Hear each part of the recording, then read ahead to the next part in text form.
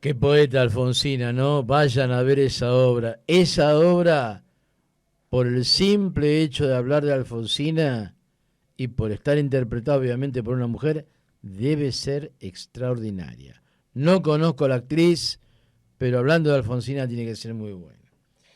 Bueno, hoy es el Día Internacional de las defensoras de los derechos humanos. Un día que ha sido establecido así por Naciones Unidas, que de vez en cuando hace algo bueno, de vez en cuando las Naciones Unidas, muy de vez en cuando, pero muy de vez en cuando, alguna la pegan, y ha establecido en el año 2005, el 29 de noviembre, como el Día Internacional de las Mujeres Defensoras de los Derechos Humanos. Nosotros tenemos una larga lista de mujeres en la República Argentina que han defendido los derechos humanos. Podríamos hablar de Alicia Moró de Justo, podríamos hablar de Evita, como no, podríamos hablar de Micaela Feldman, de toda una larga lista de mujeres que han hecho del feminismo y de la lucha por los derechos humanos el centro de sus azarosas vidas.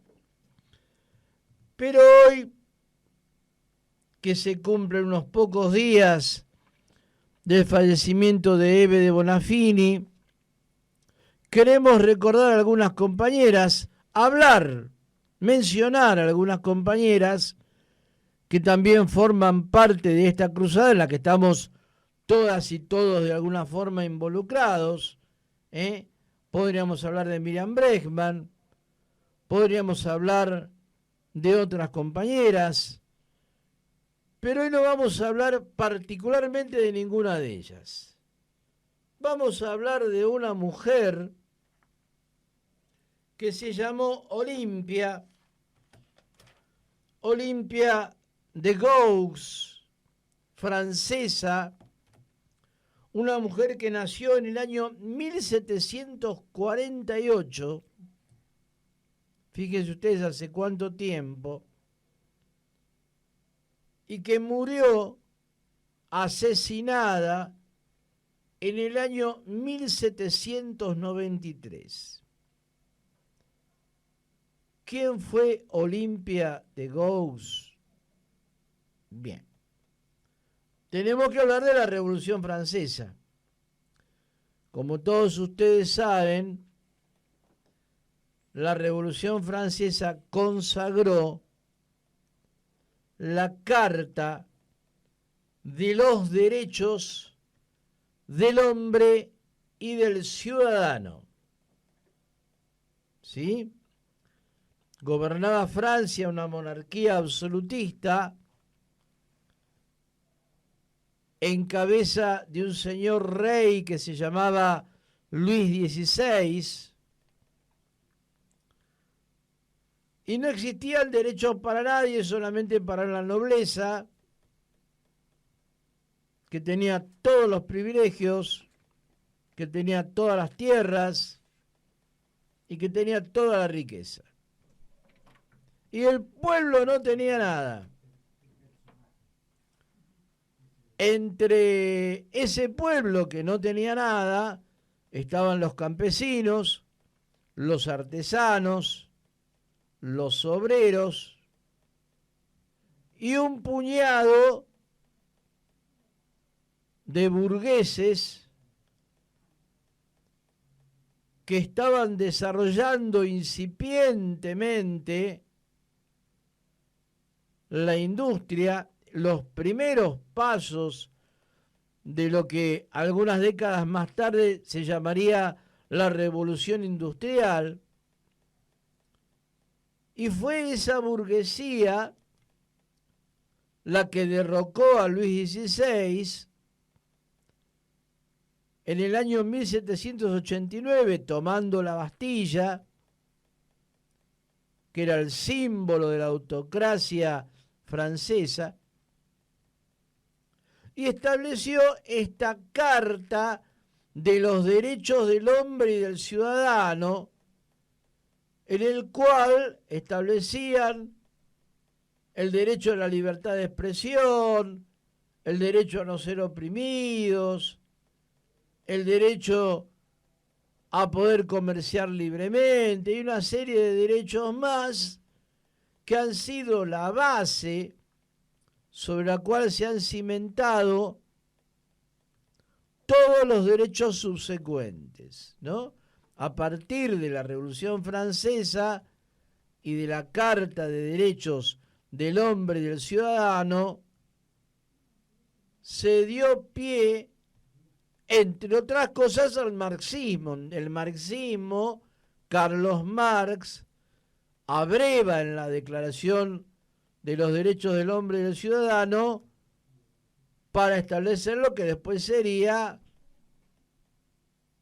los derechos de la clase obrera y de los pueblos trabajadores de todo el mundo. Pero hete aquí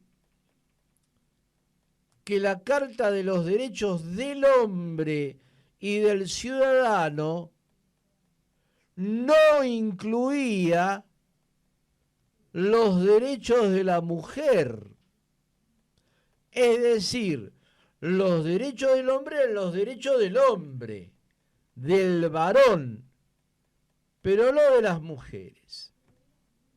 Y fue esta señora, Olimpia de Gaux, la que en el año 1791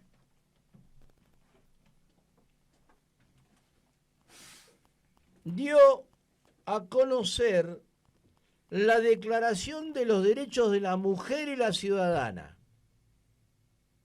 Y le dijo a toda la burguesía que estaba haciendo la revolución contra la monarquía que las mujeres también tenían derechos y que las mujeres no tenían que seguir siendo un cero a la izquierda en la sociedad francesa. Olimpia de Gaux declaró el derecho de las mujeres a votar, a trabajar en igualdad de condiciones que los hombres, a formar parte del ejército, el derecho a poseer propiedades. Cabe recordar que las mujeres no tenían derecho a ser dueñas ni siquiera de su propia casa, de la casa en la que vivían. Los hombres eran los dueños y las mujeres eran propiedad de sus maridos. El derecho a la educación libre, el derecho al divorcio. Olimpia de Gaux se sumó al movimiento girondino, que en aquella época era la parte más de izquierda de la burguesía revolucionaria francesa. Fue una gigantesca escritora que hizo varias obras de teatro y fundó un teatro itinerante. Y ha sido recordada, entre otras cosas, por una obra de teatro que se llamó La esclavitud de los negros, con la cual se enfrentó a la aristocracia de la época, porque Olimpia de Gaux, antes de ser revolucionaria, formaba parte de los círculos artísticos y literarios de la corte, y el negocio de la esclavitud era el negocio que le daba de comer a la corona francesa, porque el 50% de los ingresos de la Francia de aquel entonces provenían del comercio de esclavos.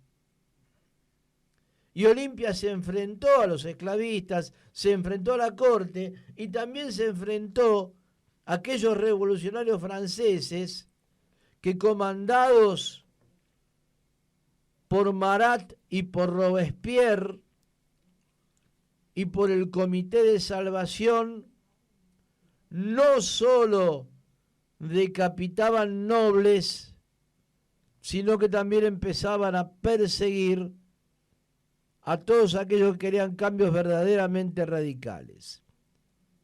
Como consecuencia de su actividad revolucionaria y como consecuencia de llevar adelante la lucha por la igualdad de los hombres y las mujeres, Olimpia de Gauss fue condenada a ser decapitada en la misma guillotina en la cual habían guillotinado a Luis XVI. Entonces queremos recordar brevemente, sin aspavientos, pero nos pareció que traer esta imagen de una revolucionaria del siglo XVIII era importante, en parte para ver de dónde viene la lucha de las mujeres, ¿no? Y de dónde viene la lucha por los derechos humanos. Entonces recordar a Olimpia de Gauss, que era revolucionaria, que era feminista, y que fue una mujer que luchó por la igualdad de las mujeres y los hombres, viene bien en estos tiempos que corren, en estos tiempos en donde las mujeres se han despertado y luchan por su liberación.